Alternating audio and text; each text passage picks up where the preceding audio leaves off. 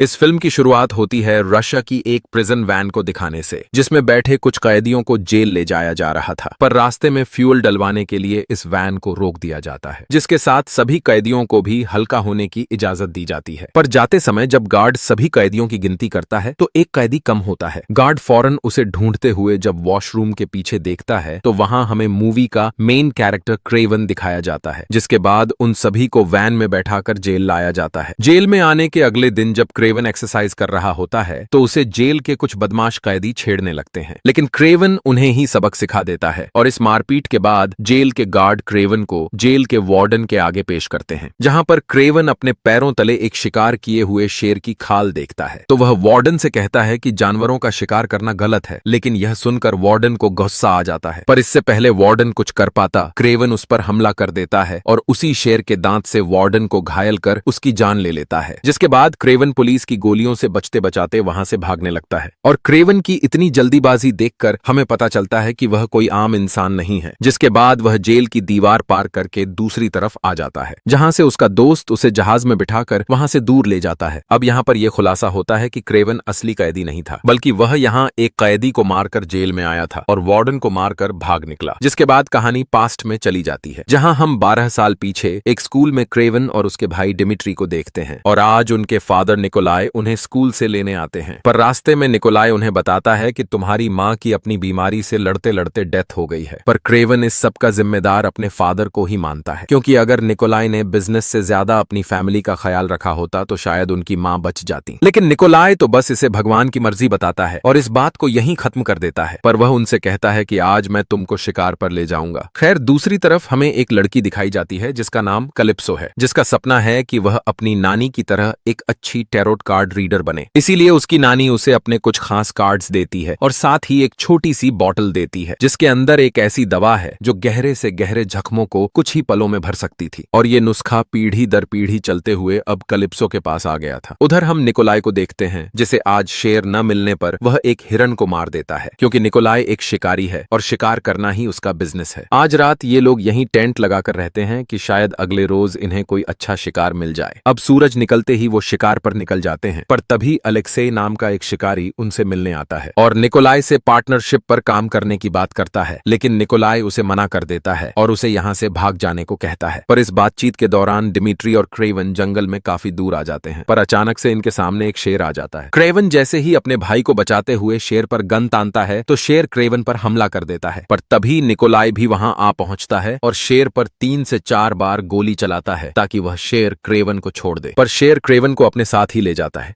पर इसी जंगल में कैलिप्सो भी अपने पेरेंट्स के साथ शिकार करने आई हुई थी और जब वह क्रेवन को जख्मी हालत में देखती है तो वह उसके पास पहुंच जाती है और वह अपनी नानी की दी गई दवा क्रेवन को पिला देती है। पर यहाँ पर हमें पता चलता है कि इस दवा के साथ साथ शेर के खून की एक बूंद भी क्रेवन की बॉडी में जा चुकी है, जिससे क्रेवन के अंदर शेर जितनी पावर आ गई है। इसीलिए डॉक्टर्स भी क्रेवन की कंडीशन देखकर हार मान जाते हैं। लेकिन तभी अचानक से क्रेवन उठ जाता है और कैलिप्सो की पिलाई गई दवा से वह बहुत ही जल्दी रिकवर हो जाता है और फिर निकोलाई क्रेवन को घर ले आता है, जहां हमें उसी शेर का सिर लगा हुआ दिखता है जिसने क्रेवन को नुकसान पहुंचाया था। निकोलाई क्रेवन को पढ़ाई छोड़कर एक शिकारी बनने को कहते हैं ताकि वह बिजनेस को आगे बढ़ा सके, लेकिन क्रेवन बेजुबान जानवरों को मारकर बिजनेस नहीं करना चाहता था, इसीलिए वह घर छोड़ने का फैसला करता है। और जब रात में चुपके से वह भाग रहा होता है तो डिमिट्री उसके सामने आ जाता है। डिमिट्री क्रेवन से कहता है कि पहले माँ हमें छोड़कर चली गई और फादर भी मुझे अच्छा नहीं समझते और अब तुम भी मुझे छोड़कर जा रहे हो। क्रेवन डिमिट्री से वापस आने का प्रॉमिस करता है और अब वह यहाँ से रशिया जाने के लिए निकल पड़ता है, लेकिन रास्ते में उसे कुछ बाइसन अपनी तरफ दौड़ते हुए दिखाई देते हैं, जिन्हें देखकर क्रेवन काफी डर जाता है। लेकिन उनमें से एक बाइसन क्रेवन को बचाने के लिए उसके सामने आकर खड़ा हो जाता है, क्योंकि उसे क्रेवन की आंखों में एक राजा दिखाई दे रहा था।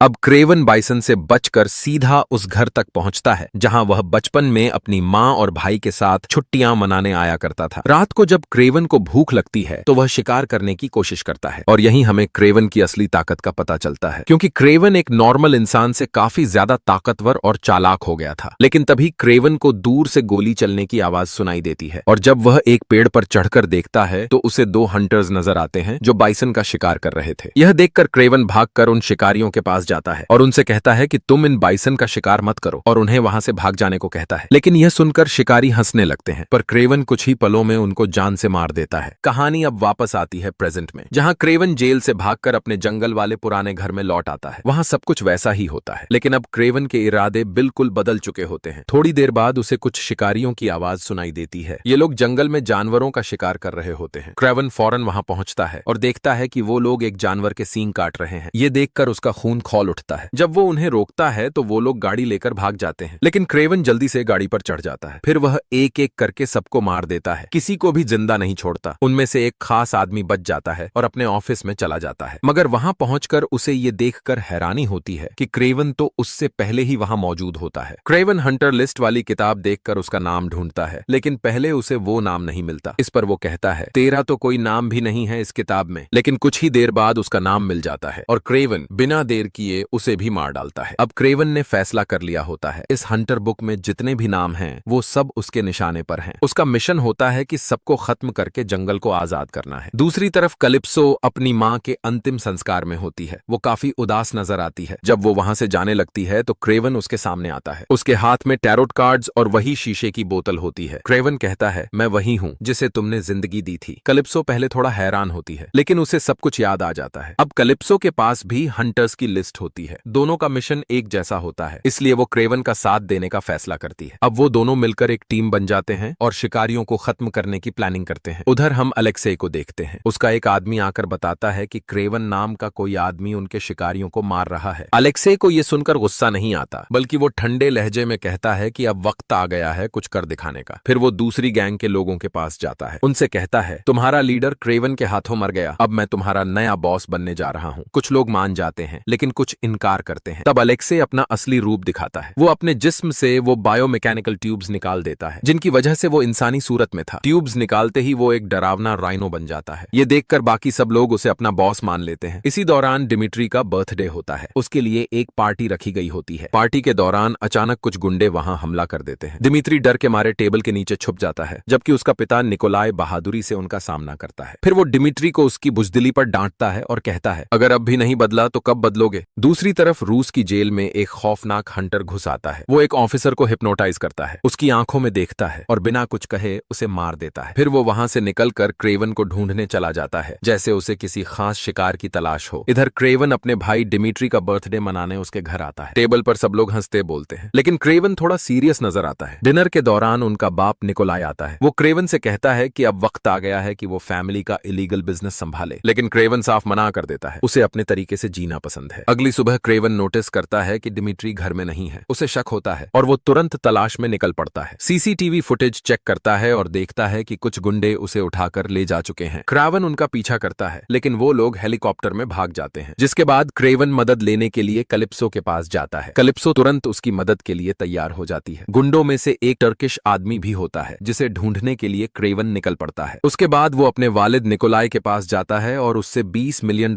मांगता है, क्योंकि यही रैंसम अमाउंट होती है उसके भाई को छोड़ने की। लेकिन निकोलाई इनकार कर देता है, क्योंकि वो किसी के आगे झुकना नहीं चाहता। हालांकि गुंडे डिमिट्री की एक उंगली भी काट कर भेजते हैं ताकि धमकी को सीरियस लिया जाए। फिर भी निकोलाई इन लोगों के आगे सर नहीं झुकाता। ये देखकर क्रेवन गुस्से में आता है और फैसला करता है कि वो अपने भाई को खुद ढूंढेगा। कलिप्सो भी इस मिशन में उसका साथ देती है। दोनों मिलकर एक आदमी के पास जाते हैं जो उन्हें टर्किश शिकारी की लोकेशन बताता है। क्रेवन फौरन वहां जाता है, वहां गुंडों को एक एक करके मार देता है और फिर टर्किश आदमी से डिमिट्री के बारे में पूछता है। वो बताता है कि डिमिट्री अब अलेक्से के पास है। अब हम अलेक्से को देखते हैं जो डिमिट्री से कह रहा होता है, अपने भाई और बाप का क्या करोगे, तुम मेरे साथ मिल जाओ, मैं तुम्हें एक खास ताकत भी दे सकता हूँ। ये सुनकर डिमिट्री सोच में पड़ जाता है। उधर क्रेवन अलेक्से के बारे में सब कुछ जानने के बाद कलिप्सो के साथ अपने घर लौट आता है और अलेक्से से लड़ने की तैयारी शुरू कर देता है। वहां वो अपने बनाए हुए खास वेपन्स दिखाता है। इसी दौरान अलेक्से के आदमी क्रेवन को मारने आ जाते हैं। क्यों? क्योंकि डिमिट्री ने अलेक्से को क्रेवन की लोकेशन बताई होती है। क्रेवन से लड़ते वक्त कुछ जंगल के जानवर भी उसकी मदद करते हैं, लेकिन एक खतरनाक आदमी जिसका नाम क्रिस्टोफर होता है और जो लोगों को हिप्नोटाइज कर सकता है, क्रेवन को अपने जाल में फंसा लेता है। वो क्रेवन को मारने ही वाला होता है कि कलिप्सो वहां आ जाती है और क्रिस्टोफर को खत्म कर देती है। क्रेवन बच जाता है। उस वक्त अलेक्से को लगता है कि उसके आदमी क्रेवन को मार चुके होंगे, लेकिन तभी एक नए खतरे का सिग्नल मिलता है। बायोन्स का ग्रुप उसकी तरफ आ रहा होता है। अलेक्से फौरन गैंडे का रूप ले लेता है, यानी वो दोबारा राइनो बन जाता है। तभी क्रेवन भी वहां आ जाता है। दोनों के दरमियान जबरदस्त जबरदस्त फाइट होती है। क्रावन एक लोहे की रॉड से अलेक्से पर वार करता है, फिर बायोन्स को उसके ऊपर छोड़कर अलेक्से को हमेशा के लिए खत्म कर देता है। तभी डिमिट्री भी वहां आ जाता है। मूवी के एंड में क्रेवन अपने सबसे बड़े शिकारी से मिलता है, अपने बाप निकोलाई से। निकोलाई कहता है, मैं एक शिकारी था, हूं और रहूंगा। क्रेवन अपने बाप को अपने हाथों से नहीं मारना चाहता था, इसलिए वो एक भालू को बुलाकर उससे निकोलाई को मरवा देता है। सब कुछ ठीक हो जाता है। आखिरी सीन में डिमिट्री का अगला बर्थडे होता है। क्रेवन उससे मिलने जाता है, लेकिन वहां डिमिट्री कहता है, अब मैं फादर के बिजनेस को आगे ले जाऊंगा। ये सुनकर क्रेवन चौंक जाता है। तभी डिमिट्री क्रेवन के रूप में आकर उसे धमकी देता है कि उससे दूर रहे। डिमिट्री के पास अलेक्से की दी हुई ताकत होती है, वो सिर्फ आवाज ही नहीं, रूप भी बदल सकता है। अब वो भी एक नया शिकार शुरू करने का फैसला कर लेता है। मूवी के बिल्कुल एंड में क्रेवन को अपने बाप की दी हुई पुरानी जैकेट और एक लेटर मिलता है। लेटर में लिखा होता है, तू जानता है कि अगला शिकार कौन है, और अगला निशाना होता है डिमिट्री। इसी के साथ मूवी खत्म हो जाती है।